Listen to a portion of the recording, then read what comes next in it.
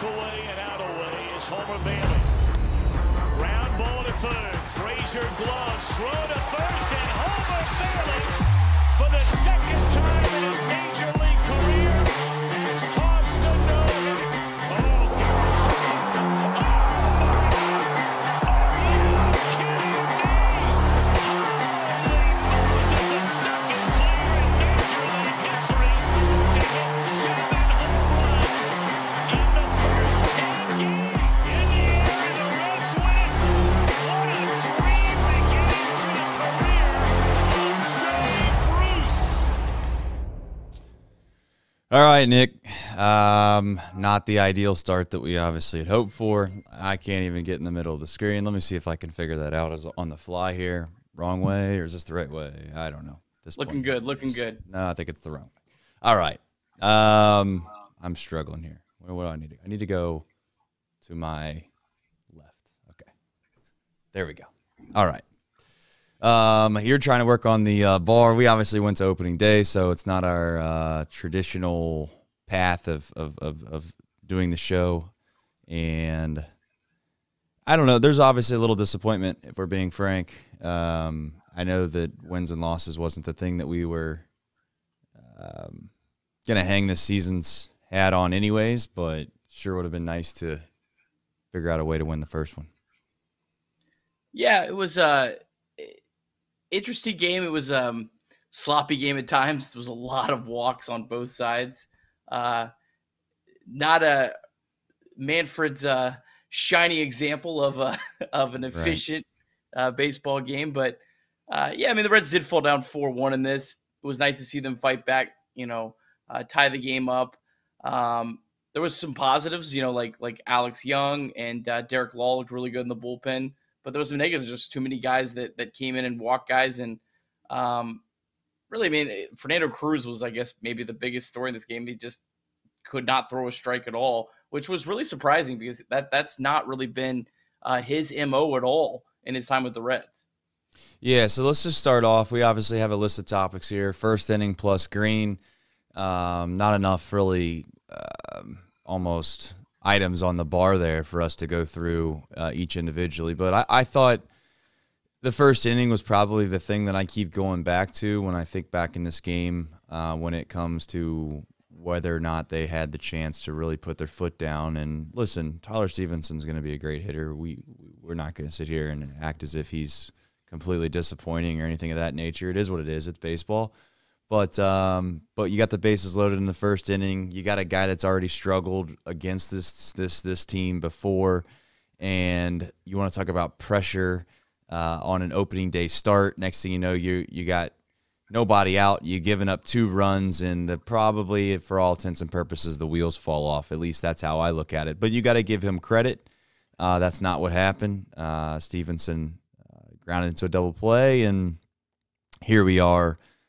Talking about it. So I don't want to go through all of these topics too quickly or anything of that nature, but I think that of all things of this game, you can point to 10 different things that could have happened, and you could have said, well, if this would have happened, the Reds would have maybe won the game. But the first inning is probably the biggest thing that stands out. And quickly, just Hunter Greene threw a lot of stressful pitches, which is why I think that he got taken out a little bit earlier from a pitch count perspective than he would have if things were going differently. I think there was one inning where he threw near 30 pitches or something like that. It's not like he was mowing guys down easily. Yes, he had a lot of strikeouts, but it's also one of those situations where that is the case in point where striking guys out, or at least having a quote-unquote knack for striking guys out, comes back to bite you a little bit. You throw a lot of pitches, guys foul balls off. Next thing you know, in order to get an out, it takes 8, 9, 10 pitches, and you do that multiple times, and you get yourself in a position where you're getting taken out in the 4th inning. So, any thoughts on this relative topic that comes to mind, Nick? Yeah, it was interesting. It was like a weird start for Hunter Greene. Like there was times where he was really good. It looked really dominant, especially like that first inning. I was like, oh wow, we have really, really good Hunter Greene. And then he struggled with some command at times. The Pirates squared some balls up. I don't really know what to make of Hunter Greene. He had that game last year where the Brewers just absolutely annihilated him. The Reds lost like 18 to something. And then he went on this stretch where no one could hit him. He had the no-hitter against the Pirates of all teams. So I think it was just one of those days where he couldn't really get, I guess, settled in. I didn't have an issue with David Bell pulling him early in this game. It almost felt like David Bell might have saved Hunter Greene from having a really, really bad start. We'll never know. Fernando Cruz kind of, just had a really rough day and cemented that. But I think at least Hunter Greene kind of left, okay, well, I struggled, but I was able to get through it for the most part.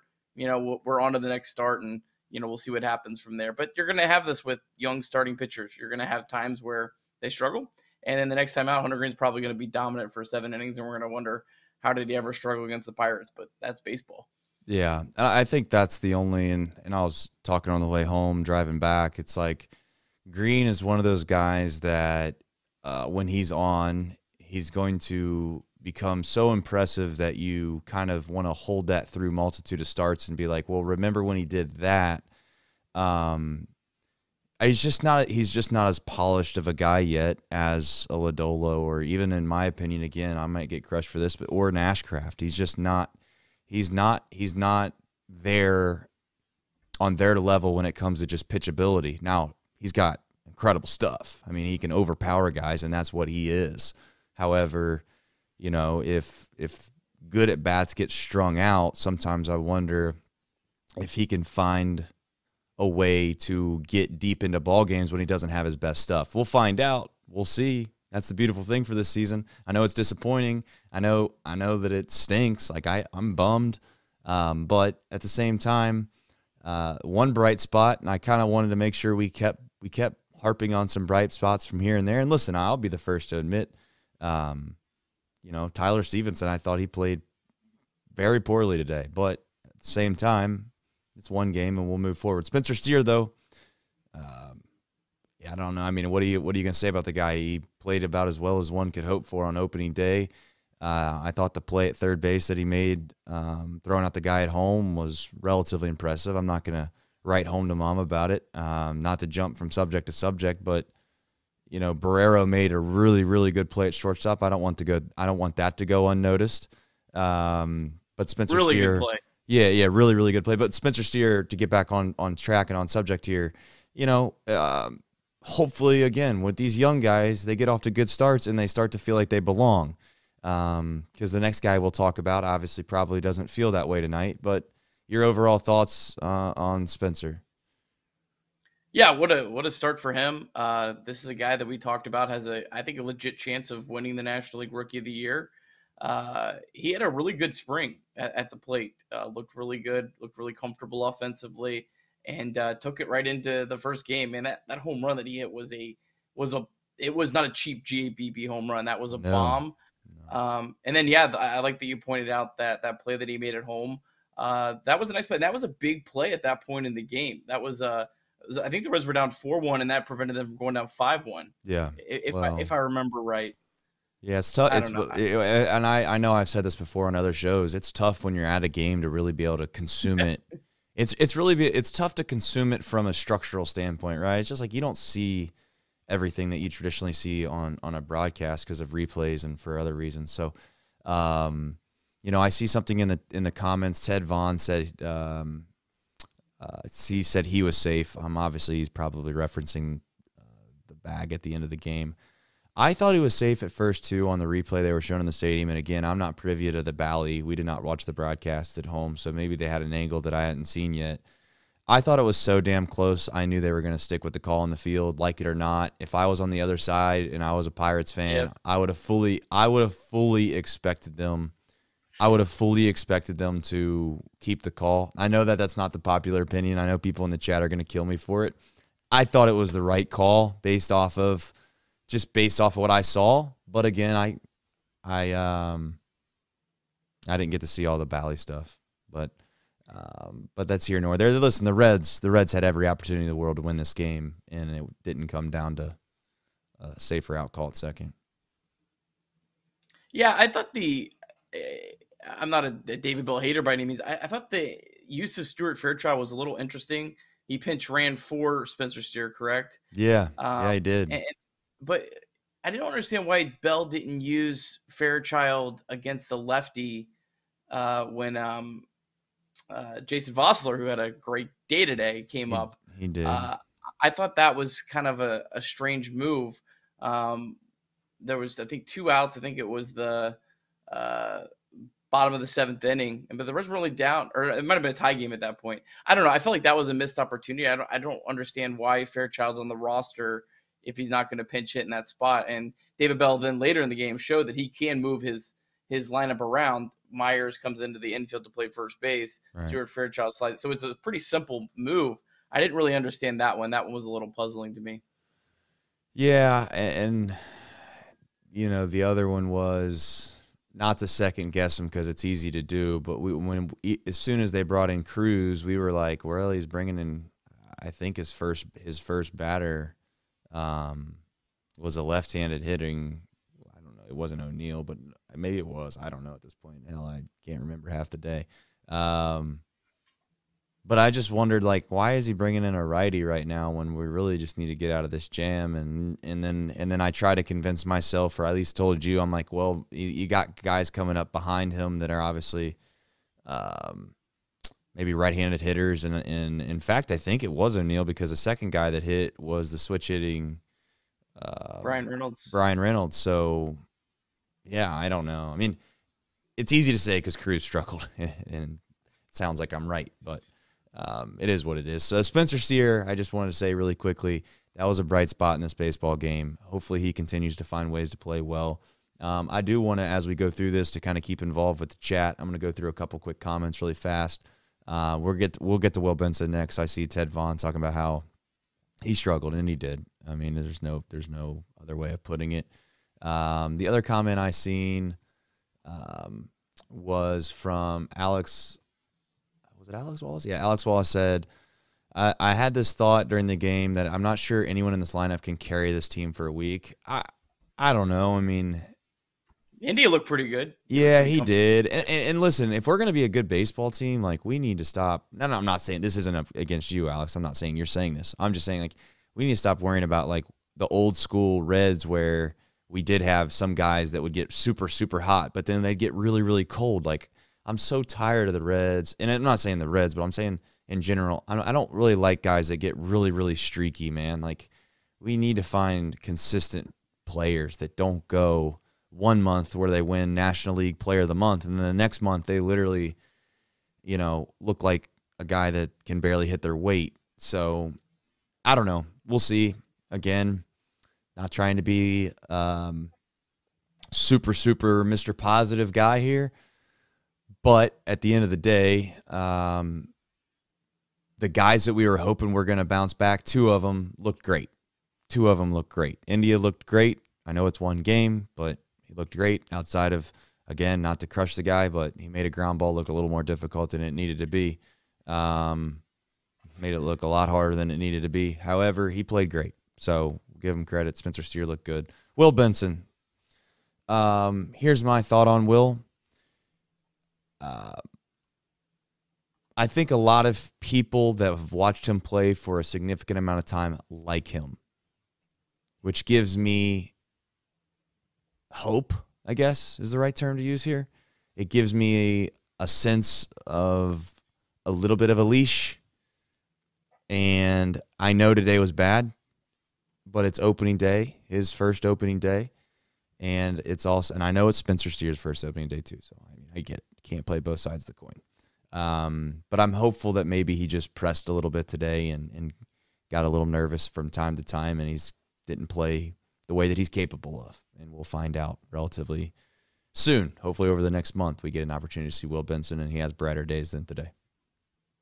Yeah, I mean, Will's a guy that strikes out a lot, so I wouldn't make too much of his strikeouts. I mean, if you're looking like his ZiPS projections this year, he was projected to strike out in over 30% of his plate appearances. But he was also projected to be an above-average hitter using like a stat like weighted runs created plus. So he's going to strike out a lot. So that's part of his game. you're going to have to expect that. Obviously, you'd like him to do a little better than 0-4 with 4 strikeouts, but Right. it was one game. I have a feeling he probably will get Saturday off with Rich Hill, a lefty, on the mound for the Pirates. I'm guessing that David Bell's probably going to do a rotation with the outfield since he doesn't have a whole lot of right-handed options. I would assume that probably Casali is behind the plate, moving Stevenson to first base. Yep. Then you have two of Fraley, Friedel, or Benson off. And Fairchild gets the start against the lefty. So, and he'll probably just rotate who gets that day off. I would guess Fraley's probably the guy that gets the nod, just because I think he's the most established. Had a great day today as well. Yeah. He got on base 3 times, didn't he? 3 times. Say who? Say it again. I think Fraley got on base 3 times today. Yeah, and had a walk to lead the game off. At least that's his first at bat. Sharp hit single that I think allowed India to go from first to third. But again, like I said, I've been at the game. It was tough to keep up. I don't know, man. I mean, I'm disappointed largely because I felt like it was a really good opportunity to get a fan base that's pessimistic at times, rightfully so. It would give them an opportunity to be excited, and you don't even get to play tomorrow. That's maybe the biggest thing about opening day. It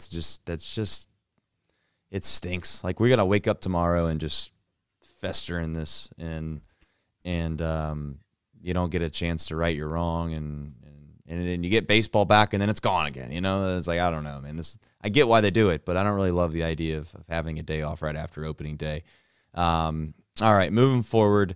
I know this is the guy that's going to get crushed probably the most by Reds fans, and I'm not saying it's not deserved because it is, but I think it also goes back to what I had said before. This is the perfect case in point of some guys' mental makeup and some guys that just don't have a strong mental makeup. I mean, he clearly was overthrowing whatever pitch that was, a slider. I'm not sure what pitches he have off the top of my head, but he was spiking that thing every single time. Couldn't throw strikes. It was pretty evident from 385 feet away, wherever we were at, that he just wasn't able to find his command. There started to get grumblings in the crowd. You start to get boos. That elevates, that heightens your awareness of, this is really, really important. I got to try harder. And this game doesn't work like that, man. It's just not. It's similar to golf. If you try harder, it almost makes it worse half the time. And I felt like that's kind of where he found himself in this game. And the crazy thing is, and again, not to keep crushing David Bell, not that I'm trying to do that, but it's like he got to throw for more. They left him out there, it wasn't like he threw the 3-batter minimum and they're like, all right, we got to get this guy out of there. They let him roll, and I mean, he rolled, boy. Yeah, I mean, it was a terrible outing. There's nothing else outside of it. But you know what? Maybe he'll bounce back. They liked him the most. That shows you, in my opinion, that this Reds staff, when I say staff, I'm talking about coaching staff, whether it be Derek or David, I'm not sure who likes him, but one of them loves him. So that's why he got the opportunity. Your overall thoughts on that guy? Yeah, I think it also it was surprising that he looked the most rusty of any of the pitchers, because he pitched to the World Baseball Classic. He had been revved up, pitching in for what those guys are probably more pressure-packed situations than opening day, if we're being honest, right? So that was a little surprising. I mean, look, I guess you have to just look at it as one day. I think that we're going to get into here in a second the overall bullpen, but I think really outside of Alexis Diaz, a lot of these guys, you don't know what you're going to get night to night. There are some good things, and we saw some of those good things we'll get to in a second. But Alexis Diaz is probably the only one that you're going to really feel great about, at least right now. And hopefully, by maybe the end of April, we go, hey, we really like Alex Young. We really like Derek Law or whoever it might be. And there's at least 3 or 4 guys that you can really feel good about. That's something I think from the mental side of the game for a team is so important, that you have some guys that the players on the field feel comfortable about that. Oh man, here comes this guy. Oh, Right. there goes our 3-run lead we just built up. I do think that kind of stuff is There's really no important. doubt. To harpen back a few years ago, when like I said before, I think that the criticism of the front office was earned the year, and again off the top of my head, I should probably know this, but the year that we were making a push for the playoffs, and we just never went out and got bullpen arms, and it's like there is something very demoralizing by battling your way all the way back, whether you tie the game or you take the lead, and the bullpen comes in and they just give it up. That will literally demoralize a clubhouse probably quicker than anything. So we'll jump on these guys really quickly, then we'll get in the chat really fast. We'll have a roundtable discussion just on our overall thoughts moving forward, and then some of our quirky plans this weekend, just based off of some kind of Nick being in town, us wanting to. You like the curtains? I think it looks great, Nick. You also got like that nice. Warm glow to you, so I think you're fine. I think I got some sun today. I definitely got some sun, my man. I'm telling you, I'm toast. I was not expecting that. I left and it was snowing in Cleveland when I left. So the only person that's more tired than me right now is Cruz. There ain't no doubt about it. Let's see here. These two guys, they threw well, man. They came in and they threw well. They didn't look like they were too scared of the moment, that's for sure. And Young and Law. We'll see. You said it before. I wanted to put them on this graphic largely because you come in and I think did they combine for 3 innings? I should. We do math on the flies. I think they combined for 3.1. 3.1, yeah, 3.1. Yeah. So they combined for 3.1 innings, scoreless baseball. I mean, I'm gonna put you on the graphic, my man. You know what I'm saying? I mean, if you come in out of this bullpen when I don't even know who the hell you are half the time, and you throw 3.1 scoreless innings, your name's on the thing. We'll find a place for it. But I mean, really, the bullpen pitched very well after Fernando Cruz. I mean, well, yeah, but that's part of it. You know what I'm saying? Like that's the thing. That's where like I mean the pessimistic fan is somewhat right too, Nick. Like he's a part of the bullpen, man. I mean Cruz is part of the bullpen. You are 100% right in what you're saying.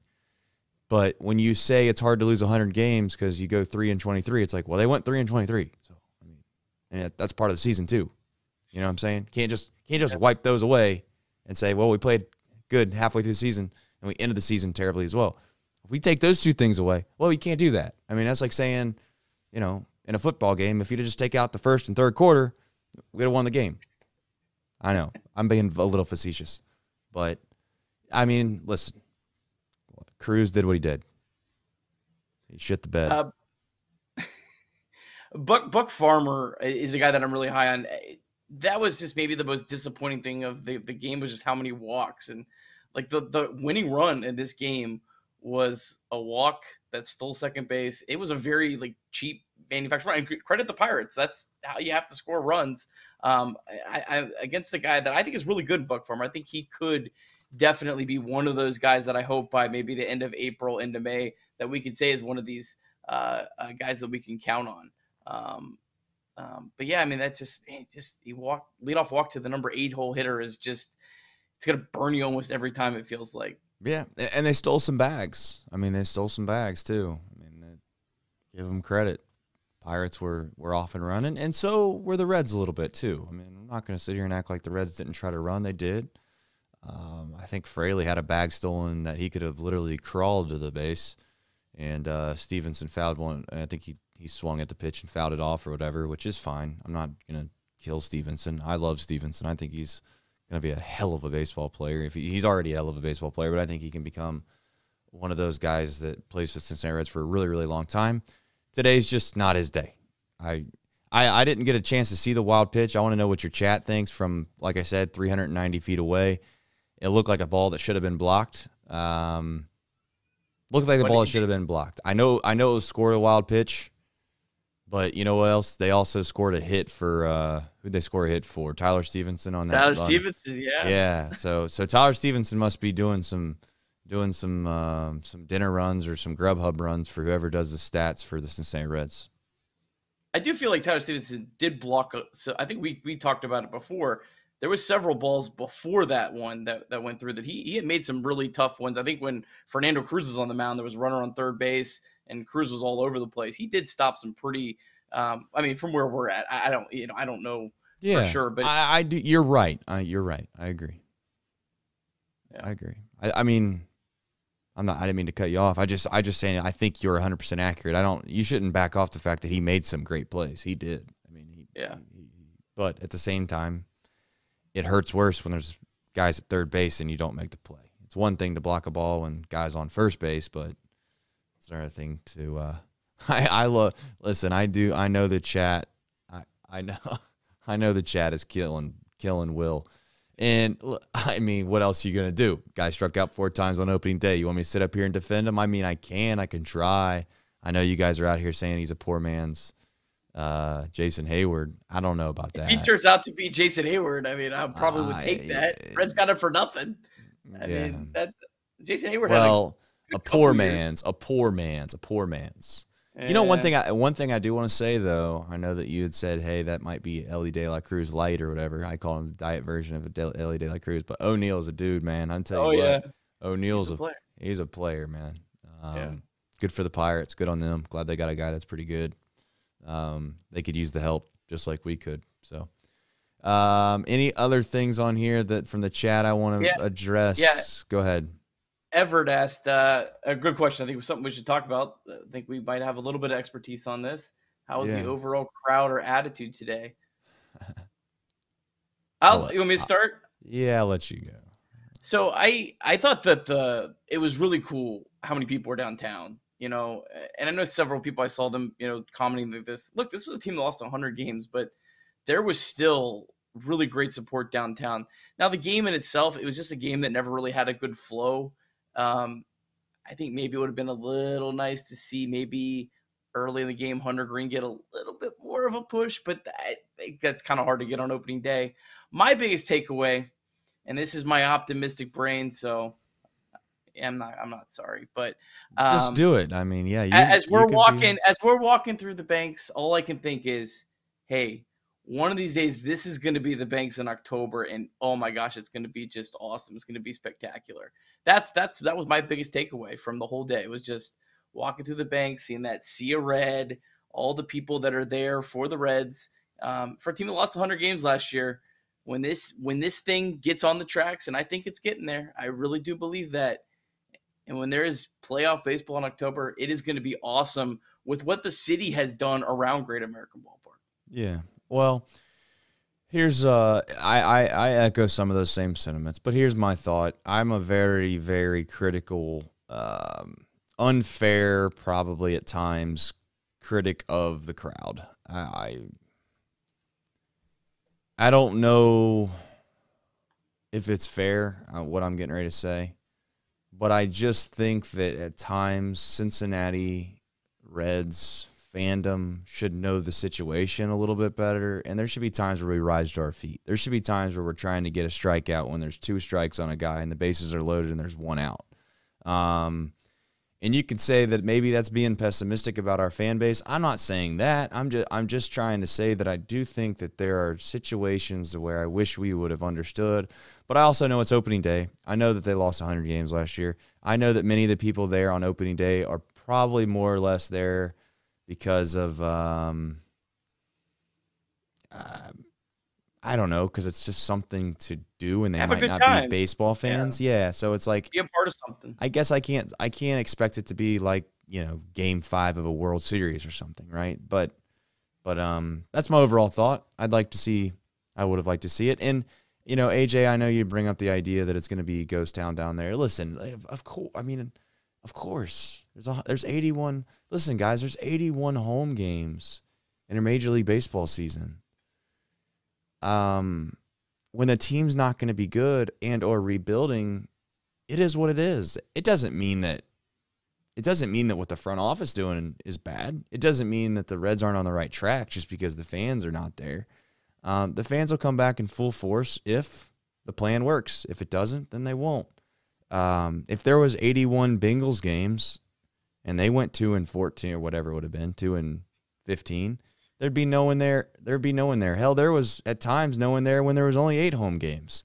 If there was only 8 home games for the Cincinnati Reds, I've said this for years. It doesn't matter. Every game would be sold out. Every game would be sold out. So the last thing I want to say on this is that, I quote tweeted something in the morning. Hopefully I didn't try to think I was going after people. I wasn't. That wasn't my intention. This whole notion of look at the Bengals, look at the Reds, it's not a competition, man. It's not a competition. You can root for both. You can like both. You can not like one and like the other, and you can still hope both do well. I'm not just saying that as a Reds fan because the Reds fandom is down. I'm just saying that in general because it shouldn't matter. I don't know why we try to pit both of those against each other sometimes as a fan base.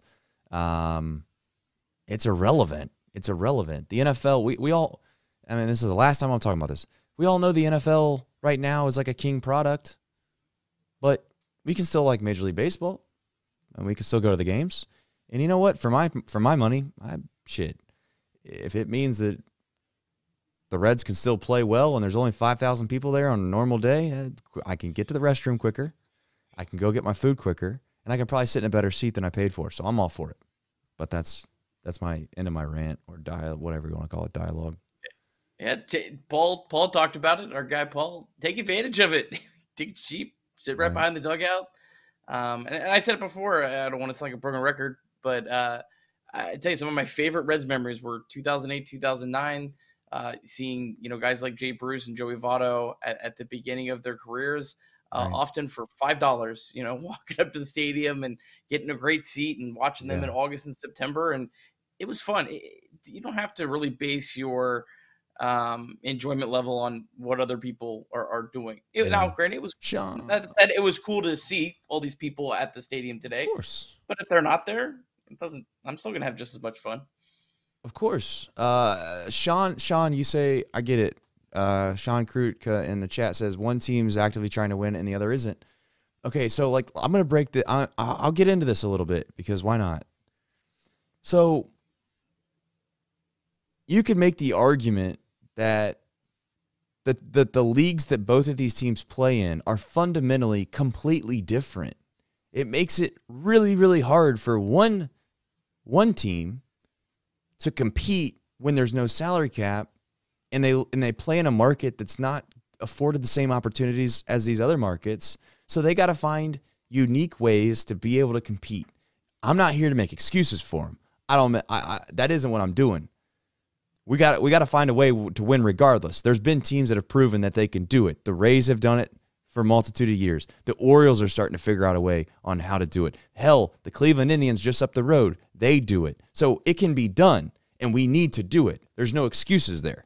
But as far as sitting here acting as if one specific franchise is clearly trying to win when the other isn't, as I've said before on this show, I'm not getting into this idea that this Reds franchise isn't trying to win. Because deep down, the stuff that Phil has said in the past, even though, yes, he said moronic stuff, and yes, do I think that he's a trust fund baby perhaps? Maybe. I don't know the guy, so I don't really like to cast judgment on people's character when I really truly don't know them. But my main point is that if he didn't care at all, then I don't think he would have been somewhat as ridiculous in the things that he says from time to time. So I think he cares. Does he go about it the right way? I don't know. But I do think the notion that the Reds are just blowing everything off, you can't buy into that. I promise you that's not the case. Now, you could argue they're not going about it the right way, but as far as one team caring to win and the other team not, I can promise you that's not it. It's just not it. And it doesn't mean that, again, the Reds or the Bengals are any better. So go ahead, Nick. I don't know if there's anything else that you want to talk about from the game perspective. And I'm trying to go through the chat. I don't mean to kind of keep. I don't mean to talk about. I know fans can be pessimistic, and I understand why. I'm disappointed that they didn't win today. But even if they won today, does it change much? Hey, let's win Saturday, Sunday, and call it a good weekend, right? I would have taken a series win, so hopefully they can do that. Adam asked a good question here. Did Cruz struggle pitching like this last year in pressure situations? Honestly, can't remember. I mean, the games that he came in last year were so meaningless that I don't know if you can say pressure or not. But he pitched really, really well last year. 1.23 ERA, 3.18 fielding independent pitching. But he walked a lot of guys last year, and that was what came to fruition tonight, was where it just really all unraveled on him. So again, this was a guy, he has a really, really cool story. He was out of Major League Baseball, I believe, from 2016 through 2021. Reds kind of picked him up on a flyer out of, I think it was in the Mexican League, and just had this like incredible breakout season last year. So that's the kind of thing that really sucks, is like, man, this guy has worked so hard to get here. Right. Got to play in the World Baseball Classic, and then just had a rough day at the ballpark. I hope he gets a chance this weekend to redeem himself, and maybe a less intense situation, maybe with a 7-run lead. Yeah. If you want to be stupid positive about it, like if you want to say, okay, let's talk about Cruz for a minute then. I would rather a guy go out there on his first opportunity, probably be nervous, overthrow, be wild, than the guy to come out there and just get absolutely shelled all over the park. Which guy would you rather have the next day? Would you rather have the guy that theoretically, if he just puts the pieces together and he's just not as nervous as he traditionally would have been? And again, I'm not making excuses. These are professional athletes. But if they make pitches and his stuff's good enough to get guys out, I'd rather have that and have him walk some guys when he's nervous the first time than, again, he comes in today and next thing you know, he gives up 7 runs on whatever, 5 hits in a row. That's the positive side. You could spin it. Yeah. But again, I'm not giving Cruz a pass. He's a professional athlete. We'll see how it goes. The OJ's 94 Bronco, great username, says, I'm still mind blown Encarnacion didn't make the team.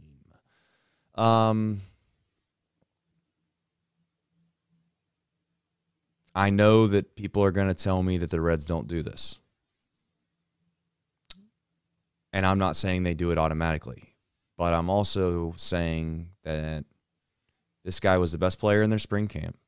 If they felt like this team was going to be vying for a playoff spot this year, he would be playing first base today. But he's not. And they also look at the depth that they have at the minor league level. This is all speculative. They look at the depth they have at the minor league level, and I think that they made the executive decision that, listen, let's just let him make sure he's healthy, and maybe he has a back situation that would have changed things, but that decision was already made before the back thing. But the Pittsburgh Pirates might look like geniuses because they manipulated service time with O'Neill. So if I don't think that you're going to be complaining in about 5 years if Encarnacion Strand's going to be playing in the Reds uniform, and if we would have brought him up on opening day back in 2023, we wouldn't have had him. Just saying. I really don't think Encarnacion Strand had anything to do with service time. You can maybe make that case like when it comes Ellie's turn, if the Reds hold him back. I really don't think they're looking at service time with a guy like Encarnacion Strand, a guy that I really like, but I don't necessarily think they're going to be worried about that far down the road. I mean, he's a guy that just got to Double-A. He hasn't played all that many games at that high of a level. So I talked with my guy Jack McMullen, really, really good guy at Just Baseball, who is the AAA broadcaster of the Pittsburgh Pirates team, of all teams. And he also follows minor league baseball as a whole really close and watching Encarnacion Strand a lot. And he did not think that the Reds should call him up on opening day. He thought that he needed to go down. He needed to work a little bit more with his plate discipline. So that's kind of a plate discipline. Did they see Ariskina's Aquino hit? No, he doesn't walk very much. I'm just You know, but they thought that over Jack thought over a longer sample that he could get exposed, and but again, he's hurt right now anyway, so I don't know the timeline of that. Shout out Jason Vossler though. I'll give him credit. The other thing too, Big boss. Yeah, Jason Vossler, good for him. I will tell you, if he did not get that hit, people are going to be crushing my man. But you say as far as experience, I mean, the guy's got 98. He had 98 at bats going into today, starting first base. I mean, Encarnacion Strand was the best player in camp. I don't know. If it's not service time, then I lose a little respect, I guess. Maybe I'm wrong for doing that. Yeah.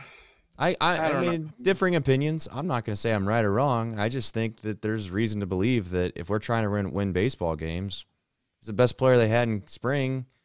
I'd like to at least – I don't think they should have brought him up because of service time. That's my opinion. But my point is if service time genuinely is not in any of the question, I would have rather seen a young guy, right, know whether or not he's the best player in spring camp. I want to know whether or not he can play at this level, and if not, I'll send him back down. Okay, fine. But he's one of my young prospects, or do I want to start a guy that I just picked up, I don't know, not that long ago? He's got 95 at-bats in the major leagues, and he's, I think, is he 29 years old? 29 years old. So, yeah. But anyways, I don't want to turn it into a negative, because it's not a negative. I'm fine with him being down there. Those are my thoughts. He started 2022. I think people need to have the full picture. He started 2022 in A-ball last year. So he started the Dayton Dragons equivalent of Minnesota. He only played 13 games for the Twins and their Double-A team, and 35 with the Reds. So, I mean, this is really, that's not a lot. So if they would have put Christian in the opening roster, would I have been excited? Oh yeah, you better believe it. I would have been pumped about it. I would have thought that was awesome.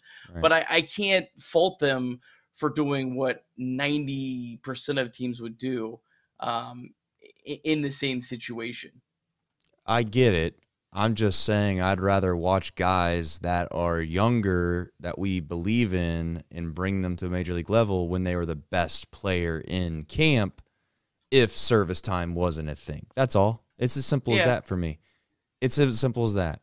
I mean, I'm so tired. I guess that's the other thing, too, and I'll go on, I'm not going to go on a huge rant about this, but, I'm so tired of people telling me that for some guys, spring training matters, and for some guys, spring training doesn't matter. It either matters or it doesn't matter. Make a decision. If the guy's the best damn player in spring training out of all of your players, he deserves a chance to play at the major league level if you're not messing with service time. Simple. It genuinely is that simple. Because if we're not going to take the best player in spring training, and let's not act like spring training is a week long. Spring training's got some length to it. Then again, but just to be very clear on my point, because you could clip this up and say, look, Trace is he's out here just saying that they should have brought up a guy that's on the IL. Hell, he's only played in Double-A. What an idiot Trace is. He doesn't know anything. I'm not saying that. I'm just saying that I think it's service time, and that's okay. It's not a bad word. It's okay to keep people back, because you know why? It's kind of smart.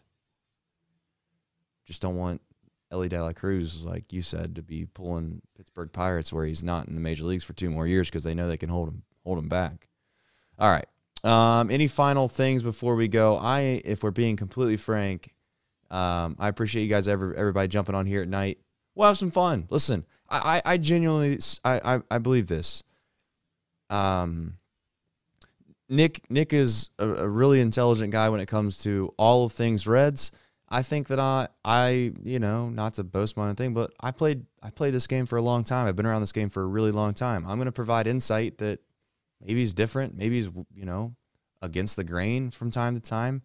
I'm going to get on guys if I think they need to get on, and I think that there's times where some guys need to get some peace. As crazy as this sounds, the biggest disappointment for me today of all the players was Stevenson. And I love Stevenson. It's just baseball. I know you could go to Cruz. and I know you can crush Cruz, and I know why you would want to crush Cruz. But Cruz also came into a baseball game today in a tough spot. He was the first guy that they called out of the pen. He knows what that means. He knows that David Bell believes in him. He wants to prove David Bell right. He comes in the game. He starts struggling a little bit. He can't find it. He starts pressing. Next thing you know, the crowd starts booing. Everything starts to heighten. I'm not giving up on that guy. I think that he could end up being maybe a good arm for us. So, or he might not, but I'll let him prove it. The biggest disappointment I have is Stevenson. And the only argument that I will make about that is just simply put, you come up with the bases loaded in the first inning with the ability to give a kill shot, and it's only one at bat, so I can't sit here and act like it's the world's worst game from him. But you roll into a double play, and you allow them to hang around and stay in the game. Final thoughts from you, Nick? Yeah, no, I mean, they definitely had a chance to. They had Mitch Keller on the ropes, bases loaded, no one out. Mitch Keller didn't pitch great, but he was able to survive because, the Reds didn't get it. Hopefully, the next time they do. You want to talk real quick about the next game? I know that's kind of maybe one of our things that we'll kind of do. I know we have an off day, so it's a little bit different, but right. Yep. Nick Lodolo against 43-year-old Rich Hill. Can't believe he's still playing, man. Hopefully he's not another Pirates miracle renaissance like they had with like Jose Quintana, but I'm excited to see Lodolo on Saturday. I've never seen Lodolo pitch in person, so I'm really excited about that. He's a guy that I'm with you. I think he's more polished than Greene. I didn't have a problem with him giving Greene the opening day start. Flip a coin. Both those guys are good. Both those guys have great upside. And I think Lodolo maybe have a little chip on his shoulder, being the second guy and want to come out and prove it. And so I hope he does. Be interested to see the Reds against a lefty with Rich Hill, what that lineup looks like. I think we're going to have a very, very different lineup from game 1 to game 2. So I look forward to that. And then my last thought, hey, Trace, we have baseball tomorrow night. We have the Louisville Bats at 7:35. I'll be dialed in. If Ellie De La Cruz was playing, I might be driving to Nashville tomorrow. Well, he's not. And neither is Encarnacion Strand. Yeah. So it's part of it. Again, for as many of you that have jumped in here this late, I know I've said this many times. I really hope this becomes a great community, a really knowledgeable community, one where we can have fun banter back and forth. I'm not always right. Just because I have the microphone doesn't make me the person that's right. Same goes with Nick. You can have questions in the chat. We'll try to address them with our own as knowledgeable opinion as we have. And then I'm sure we'll banter back and forth. Tell your friends about it. Spread the word. We're going to try to go live, like I said before, after every game. And this weekend's a little bit different just because Nick's in town, not to blame Nick. And then, like I said, I've been working a boatload of hours this week, so I'm going to try to spend some time with my family on Saturday. And then hopefully going into the next week, we'll kind of be back to our normal selves to where we can be on here towards the end of a game, perhaps go live towards the end of a game, and you can follow along and we can chat and enjoy ourselves. And again, I said this once, I'll say it 1,000 times this year. Especially today, it was beautiful weather. But just try to find the positives. Try to find a way in which you can be just in regards to how you're going to be critical of this team. They don't have many major league players. I'm going to tell you that right now. They don't. If that bothers you and you don't want to watch, I understand that too. But there's a lot of guys we need to figure out whether or not they can stick or not stick, and that should be the fun. That's what I think's fun. I hope Barrero figures it out. I really do. I think he can be an incredibly well Gold Glove shortstop. He showed some of that today. I don't understand the whole logic of moving to center field, but that's a time for another day. I don't get it. It's like this guy's the best. He's a really good guard that can shoot threes, and it's like, all right, we'll keep him in the starting lineup, but he's not allowed shooting threes anymore. All right. Anyways, all right, guys. We love you. We really enjoy your guys' company. For as many people that are in here and many views we already have on this first show, which we didn't go live right after, I'm impressed, if we're being quite frank. You got a comment you got to get to in the chat. National anthem was fantastic. Yes, Thomas, great mentioning that. That was awesome. It Very was. good. They did miss time. No, again, pessimistic Trace. We got positive Nick and pessimistic Trace. They missed time to fly over like terrible. I don't know what they were doing, but the missing flyover was like every bit of 35 seconds off. Every bit of 35 seconds off. So, Nick, is there anything that you can think of that we need to let the people know about before the next time we go live?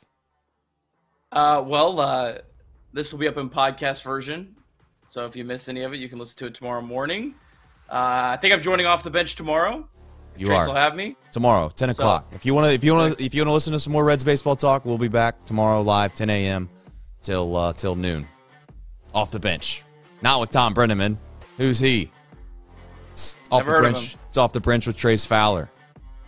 This week only, just because Tom's on vacation.